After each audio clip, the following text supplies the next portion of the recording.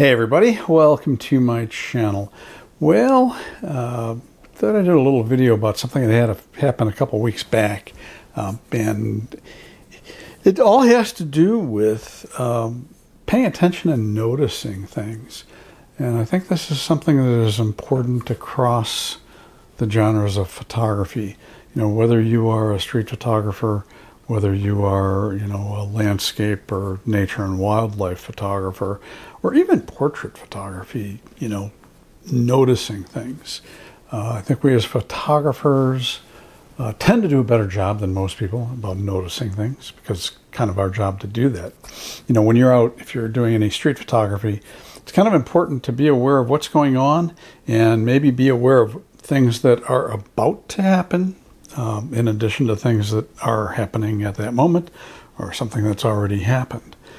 A few weeks back, and this is in the nature photography realm, I was taking a walk in one of our local parks here.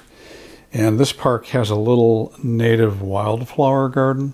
And as I was walking kind of past that garden, something caught my eye. And I noticed, and it was kind of a little bit of a breezy day, and I noticed something kind of dangling off of a milkweed plant leaf. And so when I took a look, and I wasn't sure what I saw was a firefly, but I wasn't sure what else was going on.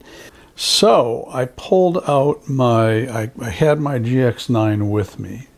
And so I pulled my GX9 out, and then I put the Lumix 45 to 150 millimeter lens on it.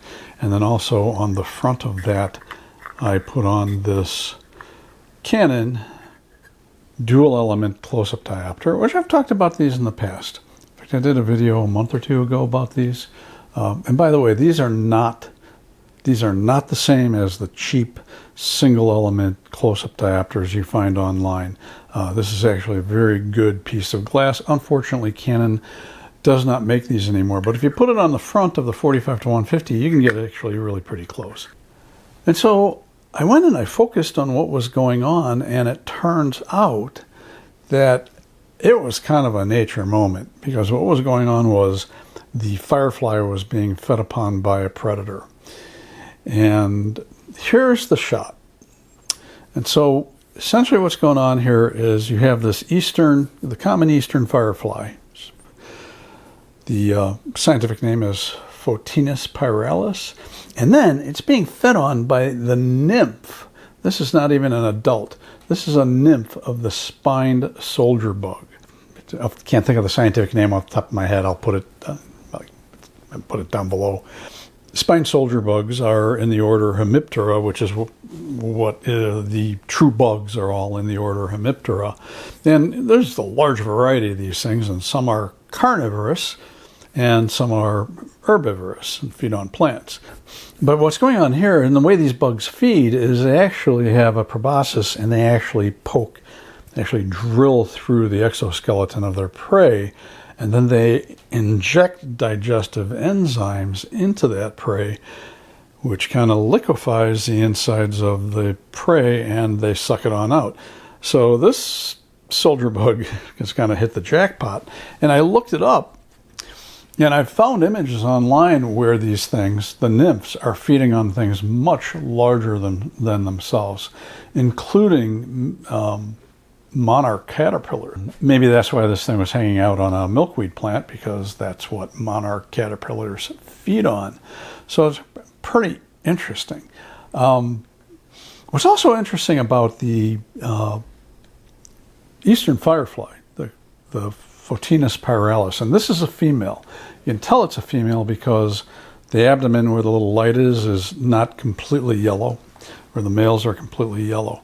But I found out another thing that's kind of fascinating about this, and that is that the eastern firefly actually contains toxins that are supposed to help it keep from being eaten by predators. Obviously, it doesn't always work.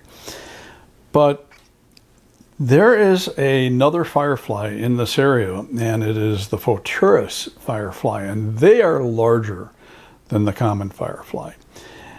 And the female Photurus fireflies, if they see a male Photinus approaching in the evening and flashing, and fireflies have, each species has a unique flash pattern, the Photurus female will mimic the eastern firefly's flash pattern to draw the male in.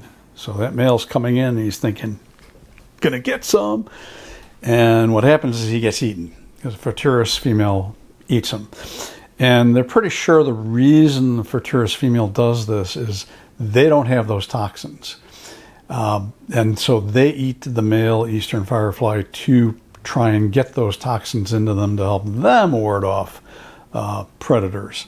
Nature can be interesting at times. Nature can be cruel. I mean, especially when you want to save monarch butterflies, and here's this little predator who's got no trouble eating a large caterpillar.